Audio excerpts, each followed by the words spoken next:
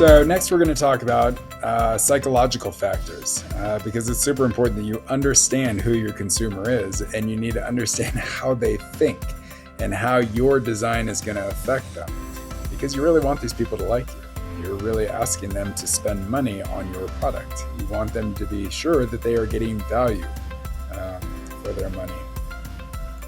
So, as we look at human beings, what we need to know is that psychologically, they vary in very complex ways.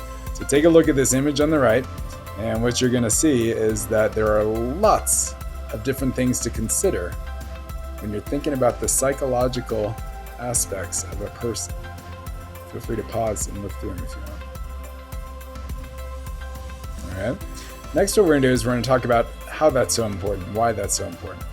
The human information processing system. So basically, how do people interpret information and how do they react to it? So when we talk about the inputs and the outputs, it's the processes that happen in that middle part that are going to affect those outputs. You may be given the same inputs and get very different outputs. So here's just an example of how inputs and outputs works. Individual places their finger into hot water.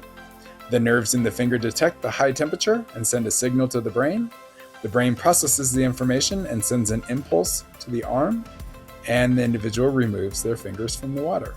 Input, process, output. In psychology, the whole goal is we're trying to understand people.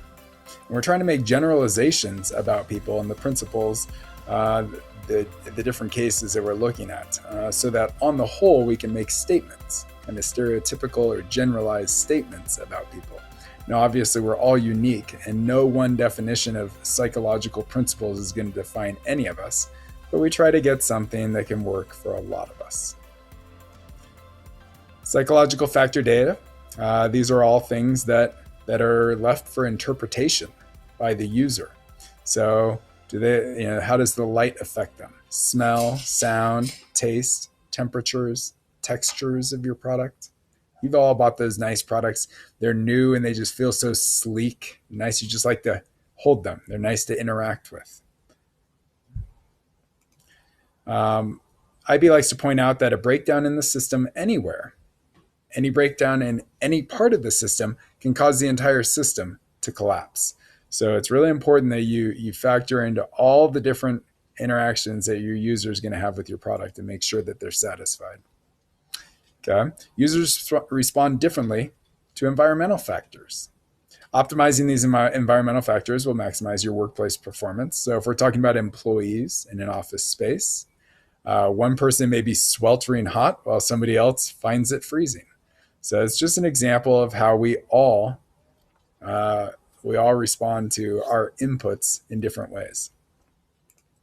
Environmental factors, continued.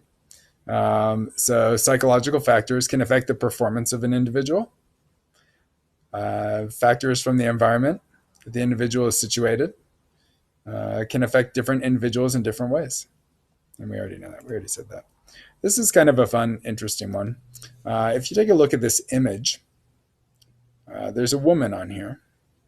And if you've never seen this image before, it's kind of a fun one. If you've seen it before, you're probably familiar with it.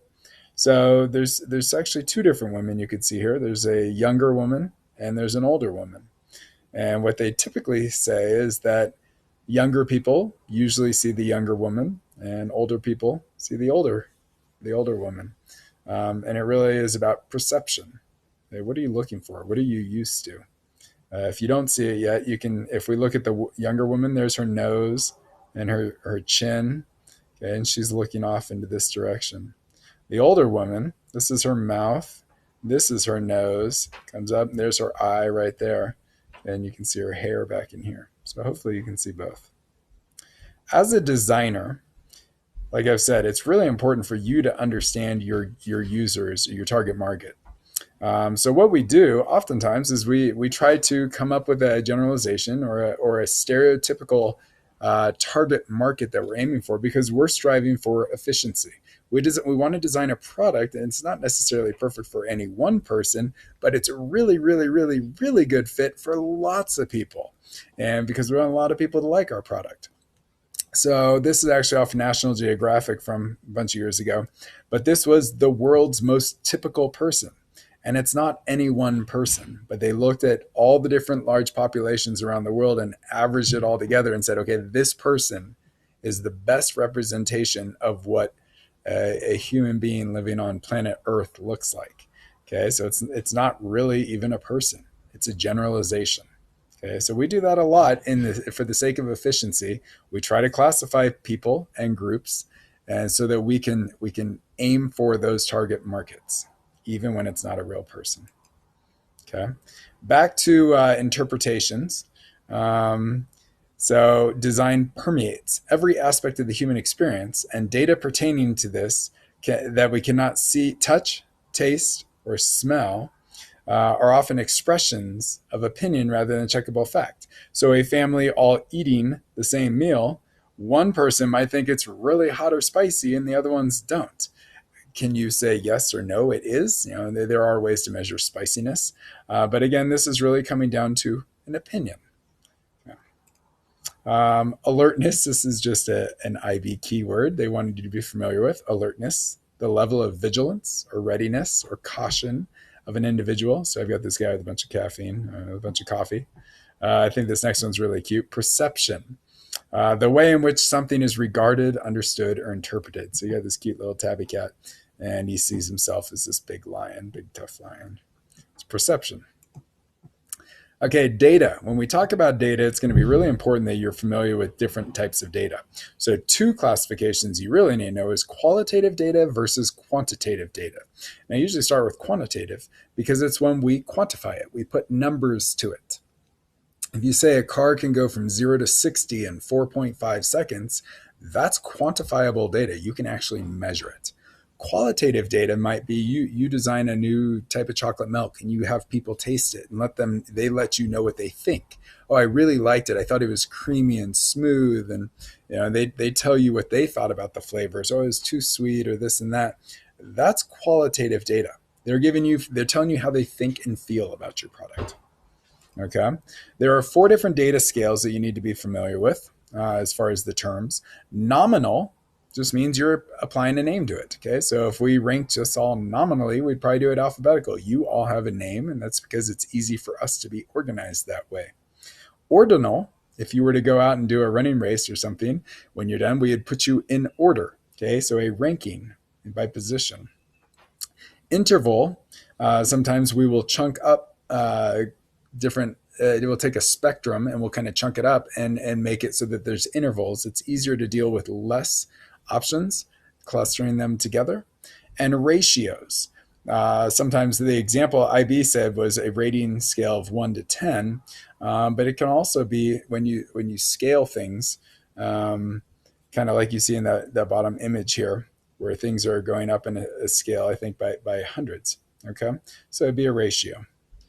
Data that we collect, there's also, and this is different from the other ones, but when you're collecting data, you might be collecting static data or dynamic data. By definition, static, so the human body measurements when it is still versus when it is in motion. So static versus dynamic data.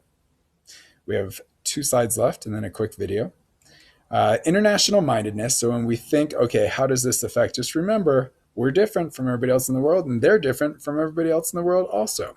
So the origin of psychology is mainly in the West, along with recent neurological insights on the global scale need to be taken into account when applying psychological factors to global design problems. So remember, the way you might respond to something or the way the typical American might respond to something could be very different on the way that other people around the world respond to the same products.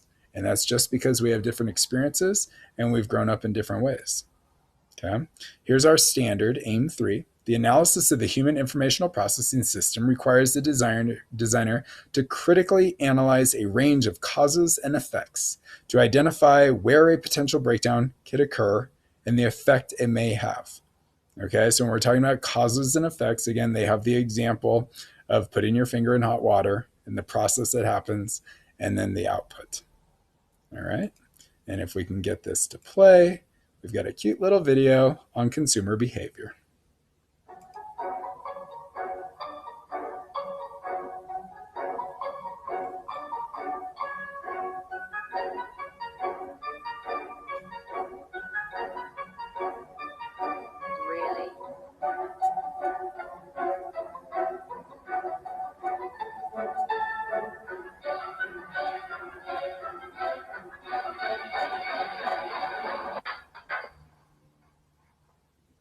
Really?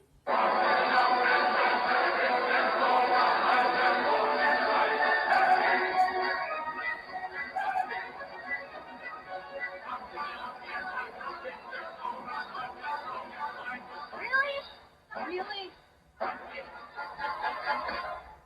It's time for a phone to save us from our phones. New Windows Phone, designed to get you in and out and back to life.